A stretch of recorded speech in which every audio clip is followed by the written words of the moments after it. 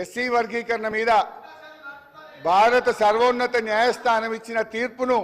BRS party పక్షాన మా యొక్క హర్షాన్ని వ్యక్తం చేస్తా ఉన్నాం, స్వాగతిస్తా ఉన్నాం. అధ్యక్ష,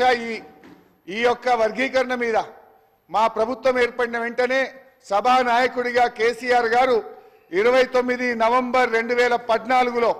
ఈ ఎస్సీ వర్గీకరణ వెంటనే చేయాలని ఆనాడు మా సభానాయకుడిగా కేసీఆర్ గారు ఈ సభలో తీర్మానాన్ని ప్రవేశపెట్టి కేంద్ర ప్రభుత్వానికి ఏకగ్రీవంగా ఈ వర్గీకరణ చేపట్టాలని చెప్పిన పార్టీ మా బీఆర్ఎస్ పార్టీ. తీర్మానం చేయడమే కాదు అధ్యక్ష, ఎస్సీ వర్గీకరణను వెంటనే చేపట్టాలని ఆ తీర్మానం కాపీని స్వయంగా కేసీఆర్ గారే తీసుకొని